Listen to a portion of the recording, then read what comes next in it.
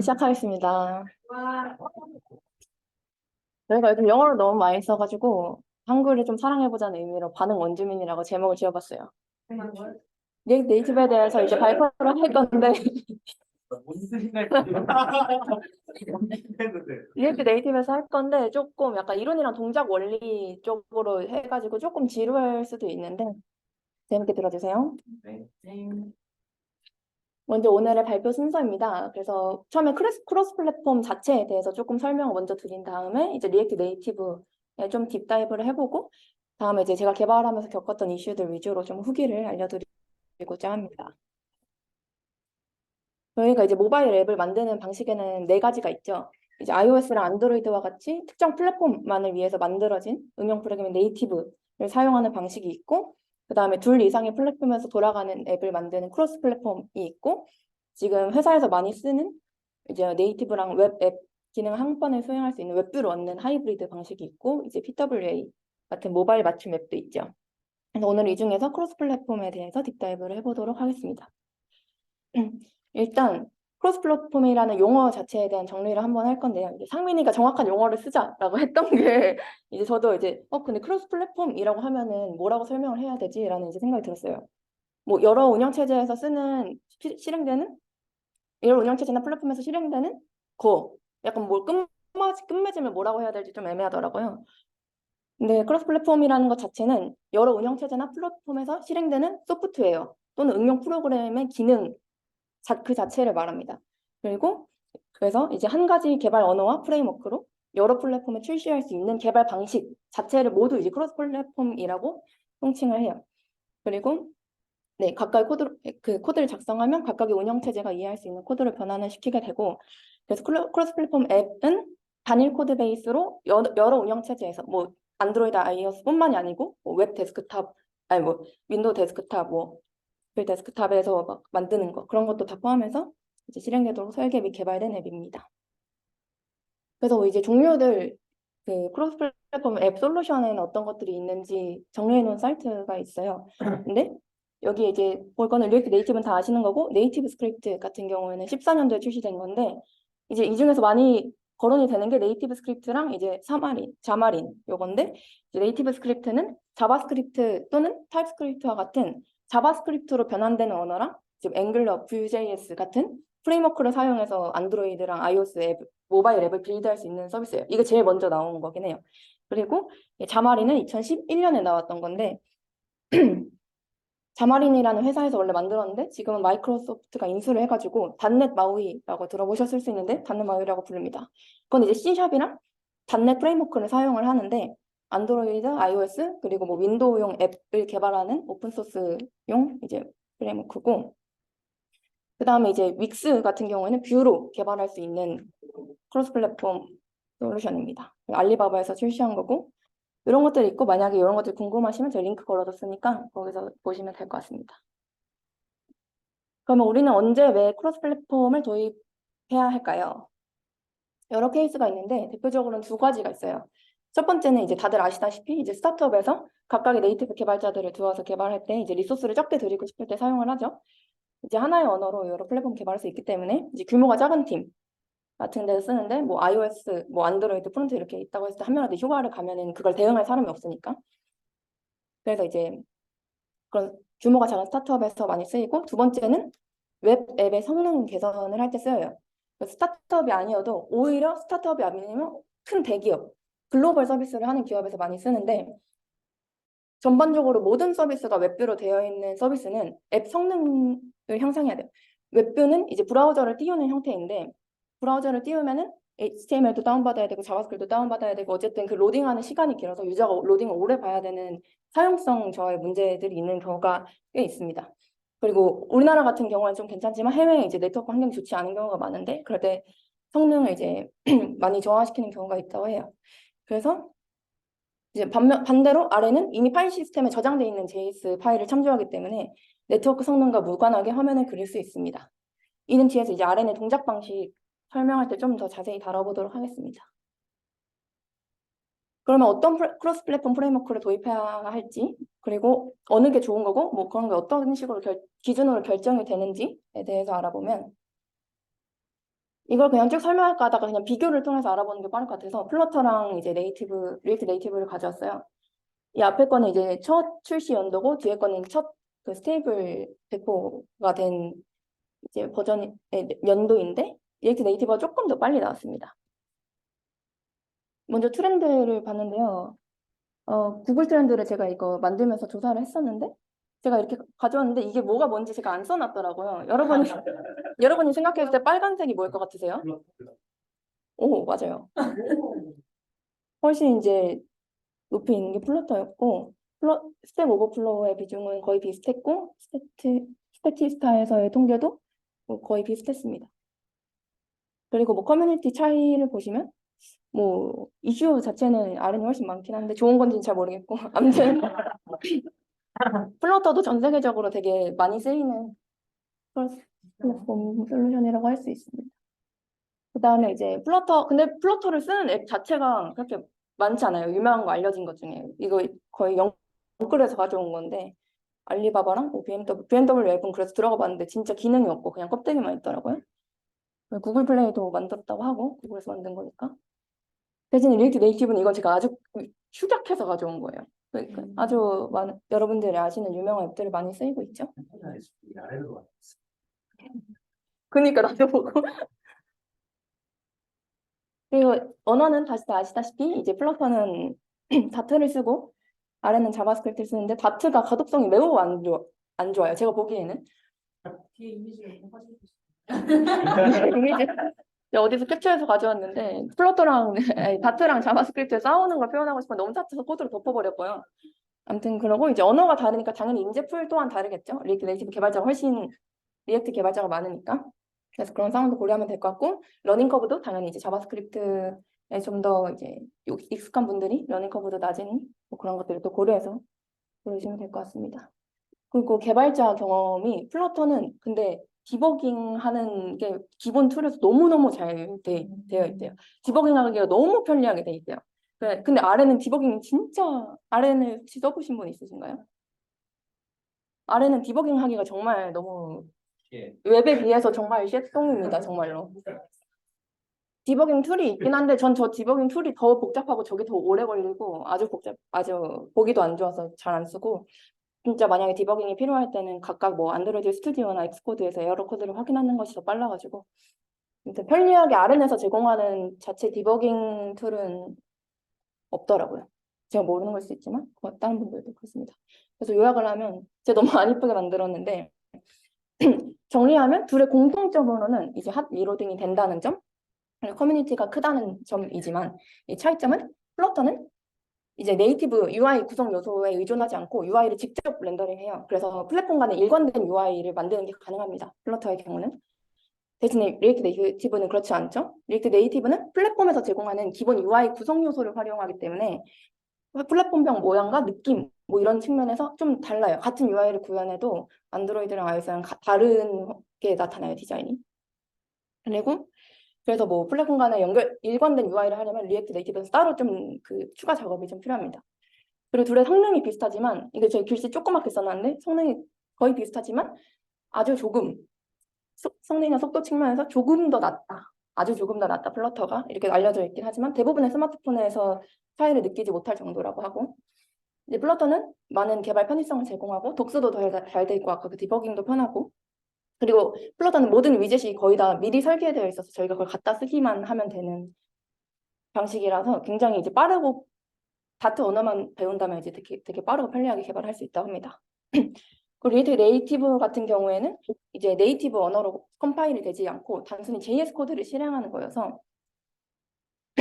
목이 되게 잠기네요. 지금 아침이라 가지고. 근데 이제 JS 코드를 자체를 실행을 하는데 리액트 네이티브 아니 플러터는 다트 언어를 기본으로 해서 컴파일에서 분명히 좀 영향이 있을 수 있고 그다음에 그래서 JS 파일 하나만을 이제 컴파일에 쓰기 때문에 코드 푸시라는 것도 가능한데 이건 조금 이따가 다시 한 번 더 얘기를 하겠습니다. 그다음에 리액트 네이티브는 이제 기존 네이티브 코드와 통합할 때 더 많은 유연성을 제공하는데 이게 뭔 말이냐면 개발자가 필요할 때 오브젝트 C나 스위프트 뭐 이런 것들 직접 건드릴 수 있어요.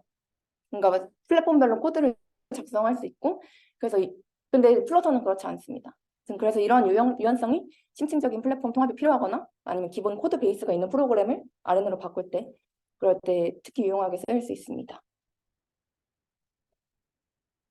그래서 뭐 플러터가 좋다, 뭐 리액트 네이티브가 좋다는 답은 없고 그냥 이미 많은 것이 작성되어 있고 자동화가 되어 있는 제로 콤피그 느낌의 프레임워크가 필요하다 이러면 플러터를 쓰시는 거고 다트를 배우는 그거를 감수하고라도 근데 뭐 서비스 파티에 의존하고 디버깅이 좀 어려워도 개발자 풀을 생각했을 때 그리고 낮은 러닝 커브가 필요하면 리액트 네이티브를 많이 쓰시면 될 것 같습니다. 그래서 뭐 당연히 이제 제가 오늘 설명드릴 거는 리액트 네이티브고요. 제가 선호하는 것도 이제 리액트 네이티브인데 제가 이거 어떻게 설명할까 하다가 리액트랑 이제 비교를 하면은 조금 더 이해가 쉬우실 것 같아서 리액트랑 비교를 하면서 설명을 드리도록 하겠습니다. 그래서 먼저 공통점인데요. 일단 다들 아시다시피 기본적으로 자바스크립트 언어를 사용하고 비슷한 문법과 구조를 가지고 있습니다. 그리고 컴포넌트 기반 개발을 하고 JSX 문법을 사용한다는 점이 있죠. 아주 정확히는 리액트 방식으로 네이티브 앱을 만들기 위해서 만든 거기 때문에 둘의 개발 형태가 같을 수밖에 없죠. 그리고 뭐 유즈 이펙트, 유즈 레프 뭐 이런 훅들의 사용법도 거의 똑같아요. 그리고 예, 도움을 쓰는 건 이따가 다시 설명을 하고 그래서 차이점을 보면 먼저 이제 URI 렌더링이 있는데요. 리액트는 웹이기 때문에 브라우저에서 동작을 하는 반면에 리액트 네이티브는 iOS랑 안드로이드 같은 모바일 환경에 맞춰서 이제 동작을 합니다. 그래서 웹뷰랑 달리 코드 자체가 그냥 네이티브 코드가 되는 거예요. 이것도 좀 이따 뒤에 다시 설명을 자세하게 드릴게요. 그 다음에 돔 조작인데요. 리액트는 이제 돔을 조작해서 UI를 업데이트 하잖아요. 근데 리액트 네이티브는 돔을 조작하지 않고 리액트 네이티브에서 자바스크립트 코드는 브릿지라는 것을 통해서 이제 기본 플랫폼에서 제공하는 기본 UI 구성 요소와 상호작용을 하게 됩니다. 뭐 예를 들어서 텍스트라고 하면은 이제 그 텍스트 자체가 iOS에 정의되어 있는 텍스트도 있고 뭐 안드로이드에 정의되어 있는 텍스트도 있는데 그거랑 상호작용을 해요. 브릿지를 통해서. 그래서 이제 그 네이티브에 건출이 되는 거고 그래서 개발자는 돔을 직접 조작하지 않고도 기본 UI 요소를 제어하는 자바스크립트 코드를 작성할 수 있습니다.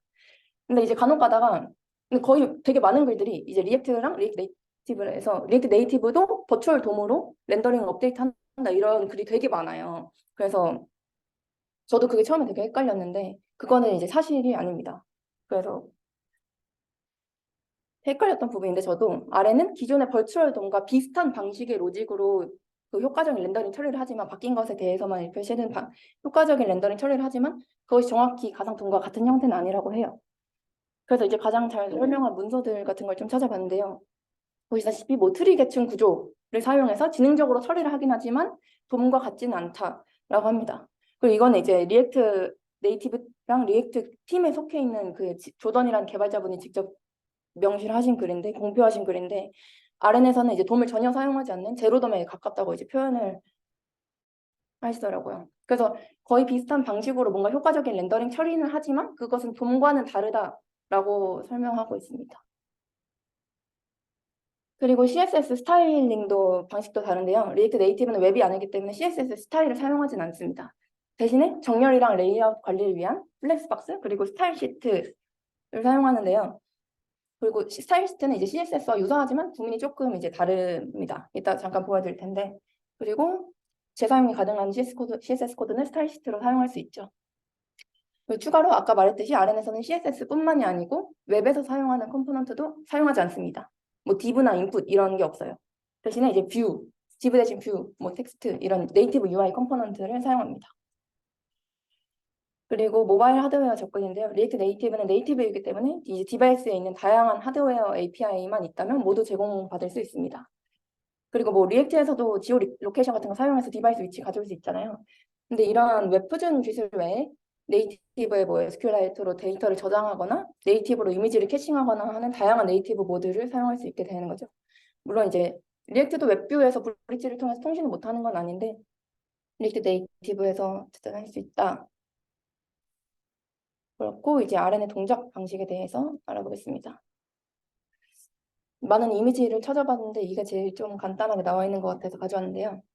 일단 RN의 기본 개념은 자바스크립트 코드와 네이티브 코드를 결합해서 함께 동작하도록 하는 거예요. 기저가. 근데 이제 네이티브 코드 자체는 기기에서 직접 실행이 되지만 자바스크립트 파일 같은 경우에는 실행할 가상 머신을 필요로 합니다. 그래서 이래서 리액트 네이티브에서는 자바스크립트 코어라는 자바스크립트 엔진이 탑재가 되어 있어요. 그래서 이 자바스크립트 엔진이 우리가 작성하는 자바스크립트 코드를 앱 내에서 실행하게 해주는데, 이제 자바, 오브젝트 C와 같은 와 자바스크립트는 서로 다른 프로그래밍 언어잖아요. 그래서 서로 직접 대화를 할 수 없기 때문에 이를 위해서 서로가 통신할 수 있는 제이슨 형태로 이제 통신을 하게 되는데, 이 작업들이 다 브릿지로 인해서 이제 처리가 됩니다. 그래서 빌드 시간 동안 자바 또는 오브젝트 C로 이제 작성된 코드는 이제 자바 또는 이제 C++의 바이너리 언어로 컴파일이 되고, 이제 자바스크립트 코드는 메트로 번들러를 사용해서, 지금은 뭐 새로운 번들러가 나오긴 했는데 메트로 번들러를 사용해서 이제 번들이 됩니다. 이 메트로 번들러는 이제 웹 개발에 사용되는 웹팩 번들러랑 비슷하게 동작을 하는데, 이렇게 네이티브에 이제 최적화되어 있다고 생각을 해주시면 되고, 근데 그 메트로 번들러가 성능 이슈가 굉장히 많았어요. 근데 그게 LMS 번들러가 새로 출시가 되면서 많이 개선이 되었습니다. 지금은 0.64 버전에 이제 개선이 되었는데, 0.64 버전에 이제 온전히 이제 iOS까지 도입이 돼서 좀 번들러 성능이 꽤 많이 개선되었다. 근데 아직도 되게 부족한 부분이 많은 부분이긴 합니다. 아무튼 그래서 JS 번들이랑 바이너리 파일이 결국 타겟 플랫폼용 실행 파일, 저 APK는 안드로이드, IP는 iOS 이렇게 안에 패킹이 되고, 런타임에 자바스크립트 코드는 자바스크립트 가상 머신에서 실행이 되고, 그리고 네이티브 코드는 디바이스에서 직접 실행이 됩니다. 브릿지는 이 둘의 이제 그 역량 간에 직렬화된 메시지를 서로 주고받으면서, 그러니까 직렬화해서 올리고 역직렬화해서 내리고 이런 식으로 서로 통신을 하게 됩니다. 그래서 이거 예를 들면은 이제 예를 들어서 네이티브 이벤트가 발생을 하면, 예를 들어서 터치 또는 스크롤 이벤트가 이제 발생을 하면 직렬화된 메시지가 이제 필요한 데이터와 함께 브릿지를 통해서 자바스크립트로 전송이 됩니다. 그럼 자바스크립트에서는 메시지 수신하고 다시 역직렬해서 다음에 수행할 작업을 결정하고, 뭐 예를 들어서 뭐 터치되면 아이콘 변경해 약간 이런 거면 이제 아이콘을 이제 변경을 하고 다시 브릿지를 통해서 이제 전송이 됩니다. 그럼 네이티브에서는 그 메시지를 수신하고 다시 역직렬화해서 자기네 UI를 업데이트합니다. 이런 식으로 이제 통신을 하게 됩니다. 그래서 브릿지에 관련해서 조금 더 설명을 드리면, 이제 플랫폼별로 좀 성능이 다른 경우가 있어요. 같은 코드지만 iOS랑 안드로이드에 성능 차이가 생길 수 있는데, 그건 왜 그런 거냐면, 실제로 리액트 네이티브가 이제 동작하는 런타임을 보면 iOS는 사파리에서 구동하는 그 자바스크립트 엔진은 자바스크립트 코어를 사용하고, 이제 안드로이드는 V8 엔진을 사용합니다. 그래서 iOS에서 그리고 iOS에서 사용되는 자바스크립트 코어는 iOS에서 쓰기 가능한 실행 메모리가 없어서 JIT (Just-in-Time) 컴파일러를 사용하지를 않습니다. 대신에 이제 AOT를 사용하죠. AOT 컴파일러는 이제 미리 컴파일된 코드를 실행하는 방식으로 동작을 하고, 이렇게 하면 자바스크립트 코드를 실행하는데 드는 시간이 줄어들고 앱의 성능이 향상이 됩니다. 반대로 이제 안드로이드 같은 경우에는 V8을 사용하기 때문에 JIT 컴파일러를 사용하는데요. 이런 경우에서는 일반적으로 iOS보다 빠르고 성능이 좋습니다. 또 많은 분들이 아시다시피 웹에서 V8 엔진을 사용하고 있고, 브라우저에서 성능이 이제 경험이 많이 또 쌓이기도 했고, 그리고 네이티브 코드 캐싱도 해주기 때문에 뭐 성능이 조금 더 이제 좋은 부분이 있어서, 이렇게 엔진의 차이가 있어서 같은 코드를 동작시키더라도 각 플랫폼에서 좀 다른 성능을 낼 수 있다, 다른 퍼포먼스를 낼 수 있다, 이런 차이가 있습니다. 그리고 이거는 말할까 말까 고민을 하긴 했는데, 이제 사용자가 실행을 하면은 디바이스에서는 3개의 메인 스레드가 동시 실행이 돼요. 그래서 이제 아예 저 메인 스레드는 어플리케이션이 실행된 메인 네이티브 스레드. 그래서 이제 사용자 인터랙션, 뭐 디바이스 화면의 UI 렌더링 이런 것들, 기본적으로 빌드된 모든 애플리케이션이 이제 실행되는 것과 동일한 스레드가 저 메인 스레드고, 그 다음에 이제 아까 말했던 자바스크립트 스레드가 필요하겠죠. 이제 어플리케이션의 비즈니스 로직 같은 것이 실행되는 곳이 따로 필요하고, 그 다음에 이제 섀도우 스레드라고 이거는 이제 자바스크립트 스레드에 따라서 실행이 되는데, 이거는 자바스크립트에서 어쨌든 짜여진 코드를 렌더링 할 때 아까 브릿지도 필요하다 했잖아요. 이런 뷰의 위치를 계산을 하고 이제 코딩된 레이아웃 트리를 이제 구성하는 역할을 따로 해줍니다. 그것만 담당하는 스레드이고, 그래서 이제 리액트 네이티브에서는 플렉스박스 베이스드 레이아웃을 이제 네이티브 호스트가 이해할 수 있는, 그러니까 여기서 이제 만든 플렉스박스 뭐 이런 것들을 네이티브 코드에서 읽을 수 있는 이런 레이아웃으로 변환하는 걸 이제 요가 라는 레이아웃 엔진을 사용하는데 요가는 나중에 리액트 네이티브 쓰실 때 되게 많이 들리는 단어라서 굳이 가져와 봤습니다. 근데 그런 요가 엔진을 통해서 변환이 된다. 그리고 뭐 보통은 이제 기본 3개의 스레드로 진행이 되고 추가적으로 이제 생길 수도 있고 안 생길 수도 있는 건데 애플리케이션의 뭐 디바이스 스토리지나 뭐 플랫폼 API 액세스 해야 되는 경우 저 기타 다른 스레드가 열리면서 그것들을 처리한다고 합니다. 그래서 여러분들이 너무 이론에 지루하실까 봐 퀴즈를 가져왔는데요. 여러분들이 너무 지루하고 재미없을까 봐 코드를 가져왔는데요. 리액트 네이티브는 리액트와 문법 구조, 컴포넌트 기반 개발 현장에서 유사하지만 뭐가 다르다고 했었죠, 아까 제가? 네. UI 렌더링도 다르고 또 뭐가 달랐죠? 그쵸. 도움을 조작하지 않고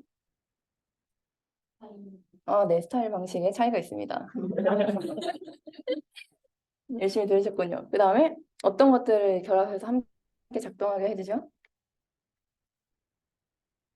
아까 그 구조에 있었던 ASL이랑 HL이랑 새로 어, 그 앞에 거. 그 앞에 거예요.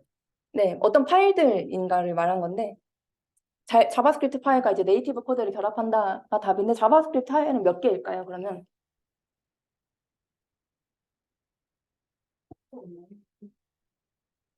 알겠어. 모르겠었는데. 리액트 네이티브는 결국엔 단 하나의 JS 파일만 관리하면 됩니다. 결국에 거기 스레드에서 동작이 되는 건 단 한 개의 JS 파일이에요. 그래서 웹뷰 같은 거를 RN으로 이제 바꿀 때 RN에서는 뭐 자바스크립트 파일 하나만 관리를 하면 되니까 훨씬 이제 운영 리소스가 적게 든다. 네이티브 쪽에 그냥 뭐 번들 쪼개 필요 없이 그냥 번들링 하나 해가지고 네네네. 빠르다고. 네. 그 다음에 이제 마지막 이건 뭘까요? 맞습니다. 브릿지고 네. 컴파일러의 차이요. 아주 열심히 했어요. 사실 뭐 앞에 장황하게 말했지만 이 정도만 알고 있어도 뭐 그냥 기본적으로 그렇구나 이렇게 이해했다고 볼 수 있을 것 같고 그다음에 뭐 사실 사용법을 할까 하다가 이거 너무 쓸데없다. 다들 독스만 보면 금방 따라할 텐데 해서 그냥 요약 초초초 요약을 하자면 뭐 요 정도로 깔면 되고 안 깔려 있으신 분들은 그래서 제가 원래 오늘 그냥 이런 거 발표하지 말고 핸즈온 랩을 할까 하다가 근데 이거를 다 이제 깔기에 좀 오래 걸릴 것 같아가지고 해주세요. 한번 볼 테니까. 나도 먹을지. 핸즈온 랩을 할까 그랬나요? 아무튼 그래가지고 이제 원래 실제로 프로젝트 만들다가 그냥 때려치긴 했는데 아무튼 이런 걸 깔면 되고 스타트할 때 이렇게 두 가지 방식을 쓸 수 있는데 근데 파이썬을 왜 쓰이는 어디에 쓰는 파이썬을 어디 쓰는지 잘 모르겠어요. 근데 파이썬이 굉장히 파이썬 버전을 얘네가 리액트 네이티브 버전 또는 다른 것들의 버전과 파이썬 버전이 안 맞으면 빌드 에러가 엄청나요. 그래서 알 수 없는 빌드 에러가 계속 나. 근데 진짜 파고파고 알고 보니 파이썬 버전 에러였던 경우가 되게 많아가지고 일단 빌드가 안 되면 모든 의존성의 버전을 좀 찾아보는 게 되게 중요한. 얼마? 네. 그리고 빌드 자체를 파이썬. 그렇습니다. 그리고 이걸 프로젝트 스타트하는 방식 두 가지가 있는데 엑스포를 쓰냐 마냐가 있죠. 엑스포는 써보신 분들이 더 많으실 것 같은데 이제 둘의 차이점을 비교를 해보면 CLI를 사용하면은 개발자가 프로젝트 구성을 좀 더 잘 제어할 수 있어요. 그래서 네이티브 모듈 연결, 뭐 빌드 설정, 수정, 네이티브 코드 통합 이런 어플리케이션의 다양한 측면을 지정할 수 있습니다. 이제 개발자 설정하고 뭐 도구 종속성 이런 거 다 설치를 근데 직접 해줘야 돼요. 그리고 엑스포는 그 복잡한 구성들을 추상화해서 간소화된 워크플로우를 제공해요. 그래서 아무것도 설정할 게 없어요. 그냥 바로 시작을 하시면 되고 대신에 엑스포는 한번 하면은 이제 각각의 iOS나 안드로이드 각각 세부적인 설정을 할 수가 없어요. 코드에 접근을 할 수 없고 할 거면 이젝트를 해야 되는데 그걸 아주 굉장히 큰 그 리소스가 드는 일이에요. 그 이젝트하면 또 되게 꼬이는 것도 많고 해가지고 가끔 이제 엑스포로 만들었다가 점점 한계를 느끼고 그거를 이제 이직해서 쓰는 회사들도 종종 봤는데 굉장히 큰 작업이라고 많이 들어서 그걸 믿어봤을 때도 그것만 하면 몇 달 동안 그것만 매달려서 한다고 하더라고요. 이직해서 쓰면은. 그렇게 쓸 때만 엑스포 그럼 사용하고 회사에서는 아무래도 네, 아무래도 회사에서 엑스포를 쓰는 거는 거의 없을 것 같기도 하고 되게 지원 어쨌든 세부적인 조정이 진짜 거의 불가능해가지고 여기서 질문 하나 는 혹시 그 빌드 시간 얘기가 나오는 건 그런 빌드 차이가 많이 나요. 거기는 10에서 30분인데 AI가 하면 많이 근데 근데 사실 뭐 저거는 좀 뻥 같아요. 10분, 30분까지는 아니고요. 그렇게 뭐 저 정도까지 차이가 나진 않는데 엑스포 옛날에 갔을 때 그 빌드 우선순위 같은 게 있어가지고 그랬던 것 같은데 그 시간 때문에 체인할 수 있는 거 아니에요? 빌드 우선순위? 그러니까 표 같은 거에 명령 써가지고 빌드 했던 것 같은데 음, 지금 아닌가? 글쎄요. 저도 엑스포를 예전에 사이드에서 써보고 회사에서는 엑스포를 원래 쓰려고 하다가 엑스포가 지원이 안 되는 서드 파티가 되게 많아가지고 제한적인 네네. 만약에 뭐 카카오 로그인 같은 것도 엑스포에서 이제 지원이 안 되는 걸로 알고 있는데 그런 것들도 이제 어쨌든 네이티브 코드에서 조작해야 되고 설치하는 부분이 있기 때문에 지금은 되는지 모르겠네요. 해양자 빌드 타임은 뭐 그렇게 크지 않다고 봐요. 네네네. 저는 그렇게 생각을 하는데 빌드 타임 자체가 막 엄청나게 느리다 이건 아니지만 엑스포가 조금 더 오래 걸리긴 하는 것 같아요. 아무래도 두 개를 동시에 그냥 네네네. 아무튼 그래서 CLI는 초기 설정이 까다롭고 이제 각 플랫폼마다 설치하고 뭐 빌드하고 해야 되지만 개발자가 원하는 기능의 라이브러리들을 자유롭게 제어할 수 있다. 엑스포는 초기 설정이 간단하고 각 플랫폼 아이디를 설치하지 않고도 시뮬레이터 사용할 수 있지만 네이티브 파일을 제어할 수 없다. 뭐 이런 장단점이 있습니다. 그리고 엑스포는 엑스포에서 제공하는 기능만 사용이 가능해요. 모든 네이티브 기능에 접근할 수 없고 엑스포에서 제공하는 것만 사용 가능해요. 그래서 제한이 되게 많아요. 네. 그래서 까다로운 것도 아니다 차이가 있고. 약간 CLI 그 가위 보안 같은 거. CLI를 쓰시면 근데 엑스포 쓰는 분들 되게 많아가지고 간단한 앱 만들 때 편하긴 한 것 같아요. 안 되는 게 그렇게 엄청 많진 않아가지고. 그래서 이거는 CLI를 보면은 이런 것들이 있다라고 말씀드리려고 한 건데. 잠시만요.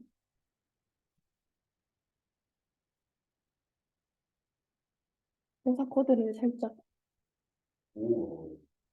아까 하준이가 그 스택 내비게이션 발표해가지고 아, 여기서 스택 관리하는 거는 스텝을 이제 그 스택 안에 있는 스크린이 있고 예를 들어서 뭐 이게 지금 GMB인데 탭에서 이제 내비게이터 이렇게 있으면 내비게이터 안에 이렇게 속성들이 있고 이 안에 스크린에 이제 스택을 넣어줘요. 아이고, 어머머. 힌트를 넣어주는 중인데. 그래서 뭐 이렇게 스택을 그룹을 지어놓고 내비게이션 처리를 합니다. 이렇게. 스크린에 내비게이터 안에 넣어놓고 이것도 뭐 궁금할 것 같아서 그래서 뭐 로그인 토큰 처리는 컨텍스트로 하고 뭐 내비게이터에서 이제 그룹을 해가지고 뭐 인증된 사용자들이 보는 화면 해서 여기 넣을 수 있고 만약에 이제 지금은 여기 이제 메인 탭이 있고 이건 메인 탭과 다른 스택들인데 이 메인 탭 안에 있는 내비게이션 자체는 예를 들어서 홈피드 스택이 있으면 이 스택 안에서만 내비게이션이 가능하고 이 만약 홈피드 안에 만약에 다른 스크린이 있으면 그 스크린에서 뭐 프로필 스택 안에 있는 스크린으로 바로 이동은 못해요. 뭐 아무튼 하준이가 아까 발표한 게 생각이 나서 갑자기 말해봤고 되게 불편한 것 같아요. 그래서 네. 바로 이거 되게 불편해요. 관리해야 돼가지고 되게 불편해요. 맞아요. 잠시만요. 합법으로 되게 그래가지고 이거 언제요?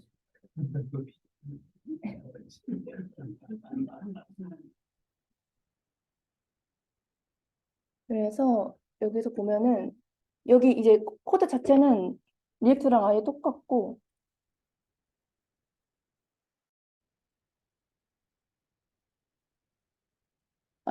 아예 뭐 똑같아요.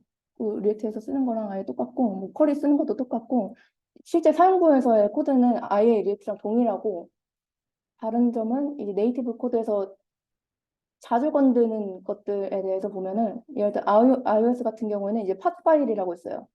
이거는 그 웹에서 패키지.json 같은 거예요. 그래서 여기에 모든 의존성 같은 걸 관리를 하는 거고 그래서 코코아 팟이라는 게 의존성 관리자가 있는데 npm처럼 그걸로 이제 사용하고 중식성 외에 버전 같은 거 이제 지정을 하고 그래서 요건 건들 일이 되게 많고 그 다음에 .xcode 프로젝트 뭐 이런 여기 안에서의 파일들은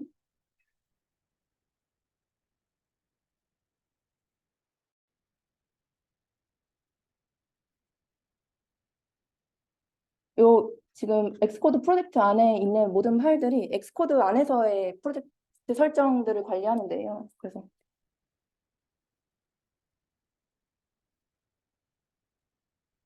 그래서 뭐 이렇게 어떤 것들, 그러니까 내가 뭐 디버깅 모드로 실행할 건지, 뭐 그래서 뭐 이렇게 디버그 모드를 해놓고 엑스코드를 열어서 실행을 하면은 디버그 모드로 실행이 되고, 여기서 이제 릴리즈로 바꾸면은 알아서 릴리즈 모드로 이제 빌드가 되고, 뭐 그런 간단하게는 뭐 그런 설정들을 여기서 해줄 수 있고, 그 다음에 자주 쓰는 게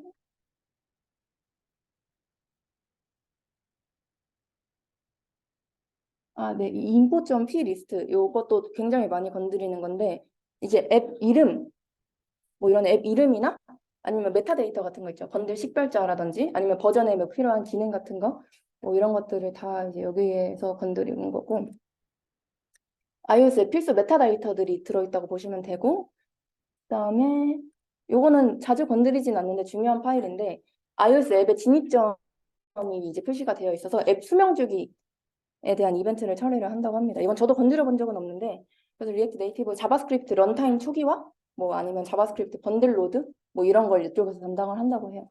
는 수학자인데. 글쎄요. 나는 내가 처음 먹었어. 나도 MM 처음 봤어. 근데 다 M으로도 하고 MM으로도 한다는데 검색해 주실 분? 그렇다고 하네요. 이거는 건드려 본 적이 한 번도 없어요. 레벨에서 뭔가 하싱할 수 있는 그 확정적인 그리고 그다음에 이렇게 간단히 보면 이렇고, 안드로이드 같은 경우에는 혹시 아시는 분 있나요? 안드로이드에서 패키지.json이 뭘까요? 맞습니다.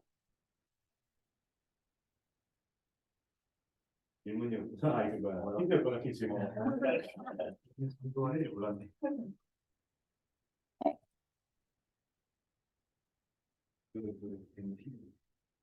괜찮아요. 그래서 이것도 굉장히 많이 이제 건드려야 되는 파일인데, 이거는 배포할 때도 이제 많이 쓰고, 아까 iOS도 그렇고, 뭐 버전 같은 거, SDK 버전, 이렇게 코트린 버전 이런 거 버전 설정하는 거, 공속성이나 빌드 설정 뭐 이런 거 다 해주는 부분이고, 그 다음에 플랜을 자바로 될 설정할 수 있는 파일인데 네, 근데 코틀린을 쓰더라고요. 네, 코틀린 말고 다른 걸로 되어 있는 경우가 기본 값이었어요. 실제 개발을 뭐 자바랑 합주하는 거 아니니까 결국엔 가벼운 걸로 하는 느낌이. 그 다음에 앱에 빌드 닷그레들이 있는데, 아까 그 빌드 닷그레들이랑 다른 거는 뭐냐면 이거는 이제 버전 관리, 서명 및 종속성 관리 뭐 이런 앱 모듈에 대한 특정 빌드 구성이 포함되어 있어요. 그래가지고 아까 그거는 그냥 iOS 통틀어서 그 뭐야 안드로이드 스튜디오의 그거고, 이거는 이제 이 앱 자체에 대해서 프로젝트 자체에 대해서 해서, 이거 저희가 앱 배포할 때 이거 버전 코드 올려줘야 되잖아요. 버전 네임이랑 뭐 이런 것들을 이제 설정할 때 여기서 쓰고, 그 사인인 컨피그 뭐 이런 것도 다 여기서 이제 관리를 합니다. 그래서 이것도 굉장히 많이 손이 가는 부분이고,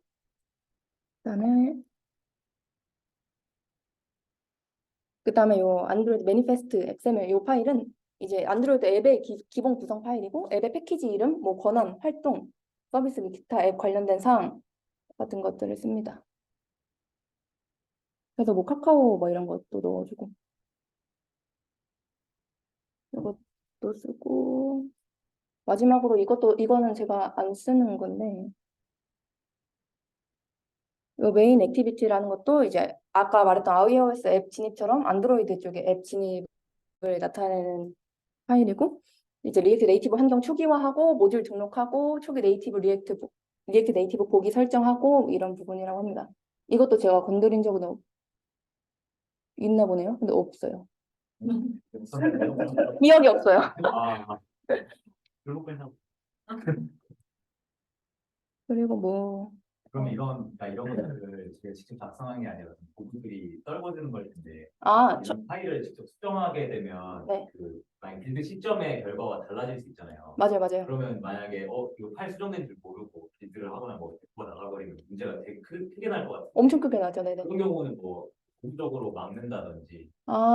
배포할 때에 그런 것들을 검사해주고 자동으로 관리를 해주는 툴이 있긴 해요. 패스트레인이라고 다른 툴도 있겠지만 저는 그거를 쓰는데 그래서 뭐 버전 같은 것들을 뭐 상세하게 관리를 해준다라기보다는 뭐 그 기능도 있을 텐데 뭐 지금 현재 내가 배포하고자 하는 뭐 앱 버전이라든지 아니면 그 CI랑 서클 CI 연결해서 CI 단에서의 빌드 테스트나 뭐 이런 것들을 통해서 그런 것들을 관리할 수 있긴 합니다. 네, 그런데 사용 공유가 그 브라우저에 돼 있어서 이것도 하나도 안 됐고. 오히려 좋아. 그래서 보안 철저해. 그리고 오늘 발표한 걸 보니까 차라리 핸즈온 랩을 하는 게 훨씬 나았을 것 같다는 생각이 듭니다. 네. 그 iOS AOT 방식 쓰고 컴파일러가 네네네네. 안드로이드는 이제 뒷 방식을 쓴다. 네네네. 결국 동일한 코드, 그러니까 동일한 성능이랑 기대하고 성능 차이가 발생할 수 있다 했는데 네네네. 그럼 만약에 진짜 iOS에서 종목이 발생하면 성능 저하 발생하면 뭐 어떻게 해결해야 돼요? 그거는 어쩔 수 없죠. 최적화를 더 해야죠. 코드에 대한 해결하는 방식이 근데 내가 어떤 기능을 어떤 함수를 실행시킨다 했을 때 내가 판정이 뭐 iOS인지 안드로이드인지 뭐 iOS인지 판별해서 뭐 다른 로직을 돌게 한다던가 그런 식으로 할 수밖에 없어요. 그런 식으로 그쵸. 그리고 각각의 안드로이드랑 iOS의 성능을 테스트할 수 있거나 모니터링 할 수 있는 툴이 또 따로 있어요. 그래서 그런 것들이 필요하겠다 싶은 부분에는 그 성능 모니터링 하는 툴을 도입을 해가지고 각각의 성능 지표를 되게 잘 나타내주는 툴이 있거든요. 그걸 사용해서 만약 여기 너 문제가 심하다 하면은 그렇게 분기를 쳐서 처리를 하거나 최적화를 더 하거나. 혹시 겪어보시면 근데 저는 성능 차이가 엄청 드라마틱하게 났던 적은 없어요. UI 차이는 되게 빈번히 있는데 사실 성능 차이가 날 것만큼 엄청 무거운 뭔가 로직을 돌리지 않기 때문에 사실 웬만한 정도의 수준에서는 성능이 엄청 그렇게 크게 차이 안 나요. 일반인들이 이제 느끼기에. 있다라는 걸 알고 있는 게 중요하다. 네, 맞습니다. 그런 것 때문에 발생할 수 있다라는 걸 알고 있으면 좋아서 말을 한 거고. 좀 궁금한 거 있어요. 네네. 아까 이제 브릿지로 직렬화, 불필요한해서 이제 네네네. 그 부분 한 번만 보여주실 수 있나요? 그 부분 코드로요? 네. 브릿지는 저희가 알 수 없는 그러니까 브릿지를 보여달라는 게 아니라 결국엔 직렬화, 직렬화해서 뭐 데이터를 이제 서로 주고받는 그런 로직을 작성을 해야 될 거 아니에요? 그런 거 아니에요? 아니요. 이미 여기 안에서 어떠한 자기네들의 뭔가 그걸로 돼 있는 거고 저희는 그냥 여기 SRC에다가 이렇게 파일을 만들면 알아서 브릿지가 동작을 해서 알아서 이제 뒤에서 막 컴파일 해가지고 각각으로 띄워준다. 이렇게 내부 동작 방식이지 그거를 직접 컨트롤하는 부분은 없어요. 그래서 웹뷰에 있는 브릿지랑 용어가 좀 헷갈릴 수 있는데 웹뷰의 브릿지는 아예 무관한 아예 다른 개념입니다. 네네네. 그걸 넣을까 하다가 안 넣긴 했는데 아무튼 그렇습니다. 웹뷰 브릿지랑은 다르다. 근데 슬라이드 노트가 놓치게 됐네요. 질문도 있으시면 아직 발표 안 끝났는데요? 왜요? 지금 한번된 거 같았어요. 한번된 거 같았어요. 발표 강제로 끝내버리기. 아니 그래서 사실 제가 뭐 이슈 쪽을 좀 힘줘서 하려고 했는데 이거 앞에 거 만들다 너무 지쳐가지고 이슈를 정리했어요. 그래서 이제 좀 말로 할 때는 그 빌드 및 디버깅이 굉장히 힘들었다. 처음에 R을 시작할 때 iOS 쪽도 힘들어하니까 일단 저는 웹은 이제 너무 편하잖아요. 그냥 이제 로컬 띄워가지고 그냥 바로 브라우저 키면 되는데 이거는 빌드만 일단 한 세월 작은 앱도 어쨌든 처음에 빌드할 때는 시간이 뭐 엄청 오래 아니지만 걸리고 또 안드로이드랑 iOS를 둘 다 띄우고 이제 작업을 하는 경우가 많고 왜냐면 iOS로 막 개발해놨는데 나중에 안드로이드 보니까 디자인 다 깨져 있어. 이러면 또 다시 이제 해야 되는 경우가 근데 또 안드로이드만 보고 하면 또 iOS가 깨져 있어. 이러니까 웬만하면 이제 마크업 작업을 할 때는 두 개를 이제 같이 띄워놓는 게 좋은데 그러면은 일단 인텔 맥에서 그게 절대 안 돌아가고 시뮬레이터 두 개를 같이 띄우는 건 아예 안 되고요. 이제 그래서 노트북을 바꾼 건데 노트북을 바꿔도 힘들어요. 엄청. 그래서 일단 그거 띄우는 거 자체가 일이고 너무 귀찮아요. 진짜 너무 오래 걸리고 귀찮고 디버깅도 웹뷰는 그냥 인스펙트 해가지고 그냥 하면 되잖아요. 근데 이거는 그렇게 할 수 없어요. 그래서 그냥 다 백그라운드 컬러 레드 막 이런 걸 해서 확인을 해야 돼요. 그래서 마크업 디버깅도 힘들다. 네, 그래서 노트북 이렇게 된다 뭐 이런 짤이 되게 많더라고요. 네, 이거는 그냥 모바일 저런 엑스코드랑 안쓰 특이인 것 같아요. 맞아요. 아랫 단점은 아닌 것 R는 단점 아니지만 R는 이제 그 두 개 단점 둘 다 갖고 있다. 같아요. 둘 다 알아야 돼. 두 고통을 더블로 갖고 있다. 뭐 이런 게 있고 이제 불편했던 점 계속 이제 좀 비슷한 건데 아까 말했던 CSS 다르게 하다 그리고 생태계가 부실하다고 했다. 부실하다고 하니까 조금 미안해가지고 충분하지 못하다. 생태계가 충분하지 못해요. 아직도 없는 라이브러리나 뭐 그런 게 너무 많고 그래서 뭐 사실 직접 개발해야 되는 게 꽤 많이 있습니다. 그리고 이제 캐시가 잘못돼서 이거는 뭔 말이냐면 이거 제가 처음에 RN을 시작했을 때 한 달 정도 분명 오늘 퇴근할 때는 빌드가 되게 잘 되는데 다음날 아침에 일어나서 코드를 돌렸는데 빌드 에러가 뜨고 그걸 거의 한 달 내내 매일 겪었어요. 그래서 그걸 고치면 이제 반나절 날아가고 다시 이제 빌드에서 짠 됐다. 내일은 빌드 잘 되길 기도하고 퇴근하고 다음날 출근해서 빌드하면 안 되고 이런 경우가 많았는데 그게 캐시가 잘못돼가지고 그런 경우가 있었어요. 근데 그 캐시가 잘못된 게 뭐냐면, 뭐 이거는 제 경우였는데, 제 경우에는 제가 이게 그 아이클라우드에 계속 이제 동기화가 되면서 그게 계속 꼬였던 거예요. 그래가지고 그런 경우가 있었는데, 혹시나 만약에 저와 같은 문제를 겪으시는 분이 있다면, 뭐 그런 것도 고민을 해봐라. 그리고 웬만하면 이제 빌드가 안 됐을 때 그냥 모든 그 표시를 삭제하고 다시 빌드를 하면은 잘 되는 경우가 생각보다 꽤 많습니다. 근데 다들 그런 거 물어보면 질문이 되게 많은데 그냥 자기네들도 모르겠다고 하더라고요. 모르고. 모르는 걸 많이 하죠. 그리고 이제 뭐 메트로의 메트로 아까 제가 말했던 메트로의 성능이 좀 굉장히 안 좋아서 욕을 되게 많이 먹었는데 이번에 이제 네네네 크크크크크 네. 말하고 아, 근데 스피커 한번 켜줘야 될 것 같아. 우리가 지금 네네네네 그 상상 보세요. 말하세요 말해. 저 맞죠? 아, 네. 그 그냥 그 리액트 네이티브가 성능이 좋은 이유가 그 HTML이랑 자바스크립트 로드 안 할 수 있어서 맞나요?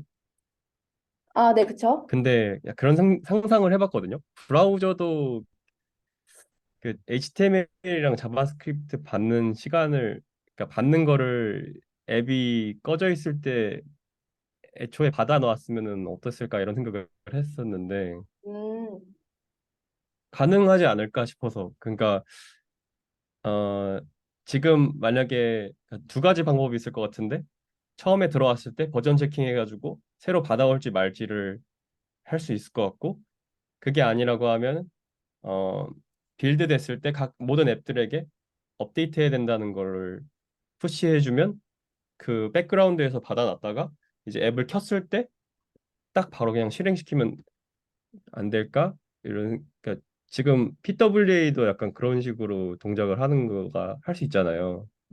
음, 그런 게 만약에 되면은 RN이 없이도 외부로 RN처럼 RN이 하려는 방향을 할 수 있지 않을까라는 약간 그런 생각도 들어서 음, RN을 쓰지 말자는 게 아니고요. 그러니까 RN이 불편한 게 많다고 하니까 혹시 음. 그런 그게 어떻게 하면 될까? 이런 고민이 있었어요. 그거 이제 뒤쪽에 한 번 더 나오니까 그때 다시 얘기할게요. 네. 이따 같이 얘기할게요. 그 다음에 이제, 네. 이따 종현님 말씀해 주신 거 이따 같이 다시 얘기해보고, 그래서 뭐 제가 지금 너무 불평불만을 하는 것 같은데, 이건 이슈 공유하는 이제, 그 목차니까, 양해를 좀, 아래 되면 좋아요, 여러분. 어. 하는데 일단 신형 나와가지고 사랑해 이러면서 이런 그래서 뭐 프로젝트 구조나 내비게이션 관리 뭐 이런 것들이 웹이랑 좀 다르게 좀 신경을 많이 써줘야 되는 부분들이 있다. 그리고 메트로 번들러가 성능이 이제 너무 안 좋은데 이제 그거 관련해서 이 토스가 뭐 개선한 사례 영상을 뭐 올린 게 있더라고요. 그래서 뭐 ES 빌드로 번들러를 교체했다고 하는데 아주 뭐 대단하더라고요. 아무튼 그래서 빠르고 일관적인 빌드를 이 유튜브 영상 아니 이 번들러 자체를 자기 원하는 걸로 갈아 끼우고 설정을 다 했다는 게 너무 대단하다고 생각을 해서 아무튼 이거 궁금하면 들어가서 보시고 아이고 하나 해볼 수 없네. 네. 와, 안 되는구나. 약간 잘해주시네. 그다음에 아까 말했듯이 배포가 이제 iOS, 안드로이드 다 따로 하고 스토어에 각각 직접 올려줘야 되잖아요. 스토어에 올린 만약 경험 있으시면 다 뭐 입력하고 버전 뭐고 막 리젝 당하면 또 근데 또 각각 관리해야 되고 근데 안드로이드는 또 배포됐는데 iOS는 배포 안 되면은 리젝 당하면 또 그 버전 관리 다시 맞춰서 해줘야 되고 이런 것들이 되게 번거로운 게 있습니다. 그리고 뭐 엑스코드 같은 거 업데이트라도 한 번 되면 이제 또 동작이 안 되거나 꼬이는 부분들이 있기 때문에 엑스코드 버전이 업데이트 됐다고 하면 일단 긴장을 하고 보는 그런 습관이 생기기도 하고 코드 사이닝 부분도 좀 어렵긴 한데 이런 것도 배포 자동화 같은 것들을 도입을 하면 만약에 제가 이거 다 짜놓으면 뭐 패스트레인, 디플로이 이렇게 하면은 iOS, 안드로이드랑 각각 빌드가 알아서 버전 업돼서 되고 각각 스토어에 자동으로 등록돼서 심사까지 올려주는 뭐 자동으로 아예 해주는 것도 있긴 해요. 그래서 뭐 그런 것들 근데 대신에 그걸 도입하는 과정이 힘들지만 해놓으면 엄청 편하다. 그런 것들 있고 어쨌든 결국 네이티브 코드를 다룰 줄 알아야 된다라는 것이 장점입니다. 그래서 잘만 하면 되게 좋다. 아래는 과정을 한만 할지만 One more thing 제가 이거 넣어보고 싶었어요. 여기에 이제 정면호가 말한 게 나오는데 이제 자 이제 정면호의 카메라를 다시 켜고 자 이제 제가 아까 아이고 제가 초반에 이제 말했듯이 앱 내부가 이제 전체 웹으로 되어 있으면 좀 웹이 무거워지고 네트워크 환경에 따라서 성능 이슈가 있을 수 있다고 말씀을 드렸잖아요. 네. 근데 아까 뭐 종현호가 말한 것처럼 뭐 미리 다 로드를 해놓고 뭐 체킹해서 한다 뭐 이렇게 하면은 계산이 될 수도 있을 것 같다는 생각이 드는데 일단 RM에서는 이미 파일 시스템에 저장되어 있는 단 하나의 JS 파일만 빌드하면 되잖아요. 그래서 인프라 담당자 측면에서도 뭐 SSR 서버 하나하나 이제 관리를 할 필요가 없이 CDN을 이용해서 그냥 JS 파일 하나만 관리를 하면 되고 그런 것들이 좀 편하게 운영 비용 리소스를 좀 절감할 수 있고 이제 아레노로 앱을 개발 시 웹뷰보다 좀 빠른 초기 로딩 속도나 뭐 배포 시간도 조금 빠를 수 있고 아까 제가 말하다 까먹었는데 그 코드 푸시라는 게 있어요. RN에는 이게 이제 RN에 쓰는 제일 큰 장점인데요. 원래는 앱을 고치면은 네이티브 코드가 변환이 돼서 그거를 심사를 올리고 승인이 되면 이제 배포 출시가 되잖아요. 근데 코드 푸시는 그런 심사 과정을 전혀 안 거치고 바꿀 수 있어요. 왜냐하면 JS 파일만 바꾸는 거기 때문에 네이티브 코드를 바꾸는 게 아니기 때문에 그래서 그 자바스크립트 파일만 바꿔 끼워주는 과정을 하는 코드 푸시라는 게 있어서 그게 RN의 가장 큰 장점이고 그게 모든 회사에서 RN을 쓴 이유가 저는 그거 하나라고 생각하거든요. 아무튼 그런 코드 푸시 기능이 있어서 그러면 사용자가 만약에 일단 앱을 설치할 거잖아요. 그러면 설치 버전에 영향을 줄 거예요. 전혀 안 줘요. CDN에 올라가는 거에 푸시한다. 네네네네. 거를 이제 그거를 가져온다는 거지. 로컬 머신. 네. 애초에 로컬 머신에는 JS 파일이 그러면 없어야 되는 거 아니에요? 아. CDN에서 받아와서 앱단에서 가지고 있다. 근데 이걸 트릭을 어떻게 할 거냐. 맞아요. CDN에 올라가 있는 자바스크립트 파일 자체만 그렇긴 한데 자바스크립트 파일 자체가 올라가 있는데 네. 대칭이 정확히 되는지 이게 궁금하긴 하네요, 진짜. 푸시했을 때 어떻게 저도 있냐. 아까 이 코드 푸시랑 그러니까 코드 푸시랑 앱스토어에 올리는 거에 대해서 차이가 결과적으로 어디서 나는 건지 궁금해요. 그러니까 이제 네. 어차피 방금 말씀하신 대로 뭔가 코드 푸시 통해서 기본적으로 네이티브에 다시 심사를 맡기지 않아도 되는데 네네. 그럼에도 불구하고 실제 서비스 할 때 심사를 맡겨야 되는 경우도 계속 생겨나잖아요. 근데 이게 코드 푸시로 아예 처리를 할 수 없는 영역이 아. 미지의 영역이 존재를 하는 건지 그것도 이제 커버가 나중에는 되려는 계획인지 만약에 뭐 의존성 같은 거를 뭔가 새로 라이브러리를 설치하거나 하면 당연히 이제 앱스토어에 심사를 새로 올려야 되고 네이티브 코드에 영향을 갔으니까. 근데 자바스크립트 안에서 UI를 변경하다든지 안에 있는 간단한 로직 변경한다든지 그런 그쪽의 코드를 건드린 거면 이제 코드 푸시로 다 커버가 됩니다. 저는 그게 약간 잘 이해가 안 될지 모르겠는데 이건 결국에는 CDN 코드 푸시하면은 그 JS가 CDN에 푸시가 되고 이제 CDN에서 이제 그런 앱단에서 그걸 받아서 쓰는 건데 근데 이게 결국에는 킬때 CDN을 받는 게 아니라 목표를 가지고 있다 했잖아요, JS. 파일 시스템에 자바스크립트 자체가 이제 내장되어 있긴 한데 그 자바스크립트 자체는 CDN에서 내려주는 방식인 것 같아요. 그래서 뭐 그거를 처음부터 끝까지 뭐 HTML로 그린다 이런 개념이 아니고 그냥 그 자바스크립트 파일을 매칭시켜준다 이런 개념인 것 같아요. 저도 정확히는 모르겠는데. 통신이 한번 있긴 있어야 되나요? 뷰는 아니지만 이제 아니 코드 푸시를 하면은 리밸리데이션 시켜서 CDN에서 다음 받아올 때 바뀌는 새거로 가져오면 될 것 같긴 한데 어. 그러면 다시 이제 보는 거 만약에 그거를.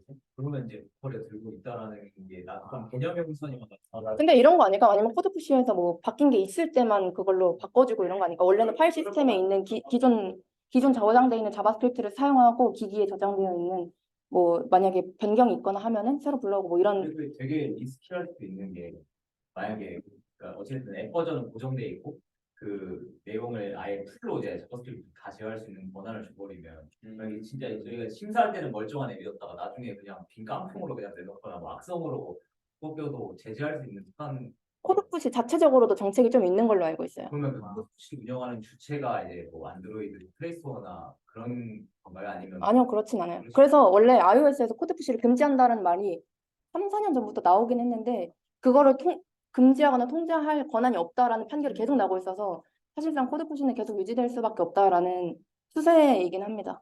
또 하나의 서비스를 진행 막아버린다는 그거에 대한 반발이 있는데 그게 약간 맹점이긴 한데 뭐 개발자 입장에서 좋은 거기도 하고.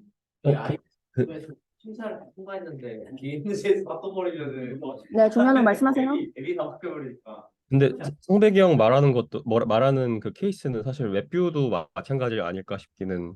맞아 우리 그 얘기 없었어. 우리도 그 얘기 하고 있었어. 맞아. 잘 들리나 보다 사람들 목소리가. 아무튼 그렇고 그리고 또 이제 어쨌든 그런 낮은 인프라 운영 비용이 장점이 될 수도 있다. 근데 뭐 종현아가 아까 말한 방법도 괜찮을 수 있을 것 같다는 생각이 드네요. 아무튼 그러고 이제 하나를 더 말씀드리면 제가 그래서 RN에서 모노레포를 하면 너무 좋겠다 이 생각을 했어요. 왜냐면 웹뷰 같은 걸 도입하려면 웹뷰도 같이 있고 RN도 같이 있고 뭐 패키지 같이 쓰면 좋으니까. 그래서 이제 모노레포를 할까 했는데 이제 그런 것들 찾아보고 원래 모노레포를 해서 발표를 하려고 했는데 다 못했는데 그 왜 못했냐면 RN에서는 이제 모노레포를 도입하면은 노드모듈스 호스팅 문제가 발생을 해요. 아, 이 Node.js 뭐 그 패키지 의존성 있는 방식이 RN에서는 모든 걸 다시 호스팅해서 제일 최상단에 있는 패키지 의존성을 참조를 하는 방식을 쓰기 때문에 모노레포 자체가 이제 기본 메트로 번들로는 불가능하다고 하더라고요. 근데 아무튼 그래서 뭐 의존성이 꼬이는 경우도 있고 일관된 배포 환경을 가질 수가 없다고 합니다. 그래서 뭐 빌드랑 배포 파이프라인도 되게 따로 가져가야 되고 그냥 패키지 배포했는데 막 다른 거 영향 받으면 안 되니까 다른 패키지 배포했는데 그래서 번들러 설정을 이제 직접 조작을 해줘야 되는 번거로움이 좀 있더라고요. 네, 근데 이제 그것도 토스에서 했더라고요. 제가 찾아보다 알았는데 토스에서는 모노레포 도입을 진행하고 있더라고요. 걔는 번들러도 다 자기네들이 조작을 했다고 하더라고요. 아는 게 없네. 링글에서도 그 지금 리액트 네이티브 쪽다 지금 모노레포 오, 와 진짜요? 보겠던데 근데 전환 그 일정이 한 4개월, 3개월 4개월 정도 걸렸던 것 같고 그 네이티브 쪽으로나 아니면 번들러 쪽으로를 계속 건드릴 수밖에 없었다고 맞아요. 되게 좀 험난한 네. 그 의존성 관리가 굉장히 어렵고 빌드 배포 파이프라인 잡는 것 자체가 되게 힘들다고 하더라고요. 그래서 그것도 만약에 제가 하게 된다면 다음번 발표 때 하면 좋을 것 같다 이 생각을 했고 아무튼 그래서 결론은 뭐 RN에 능숙한 개발자보다는 리액트에 능숙한 개발자들이 훨씬 많으니까 익숙한 뭔가 더 좋다고 할 수는 없고 회사 상황에 맞게 이제 판단을 해서 도입을 하는 게 좋겠다라는 결론입니다. 결국 RN을 배워두면 참 좋지 않을까요, 여러분? 뭐 이런 참 좋지 않을까요? 좋지, 좋지. 예. 뷰는 사용 안 하는 푸시로 다 JS로 지금 관리하시는 거예요. 그쵸. 보통 그렇게 하죠. 근데 저는 안 했어요. 네네네. 저는 안 해요. 저는 안 했어요. 저는 코드 푸시 안 했고 빈번한 개선 사항이 없어가지고. 그냥 그러면 다 네이티브 쪽으로 더 코드 작성해서 심사 올려서 업데이트하고 그런. 저는 배포 자동화를 해놨어요. 그래가지고 그거를 되게 긴 그걸로 프로젝트를 해가지고 배포 자동화가 잘 돼 있습니다. 근데 네. 궁금한 그럼 되게 빠르게 바뀌어야 되거나 테스트를 해본다거나 이런 거는 그 자동화 해놨다 해서 심사 기간 때문에 힘들지 않아요? 약간 그쵸. 즉각적인 업데이트는 할 수 없죠. 그래서 근데 그런 게 이제 없었어요. 근데 다음에 만약 프로젝트 할 때 그런 게 있으면 이제 바로 코드 푸시 도입할 예정. 도입하는 과정도 되게 간단하다고 하더라고요. 옆에서 보기만 했는데 아무튼 그렇습니다. Q&A는 이미 많이 했으니까 감사합니다. 그냥 정경을 해봐. 하세요. 지금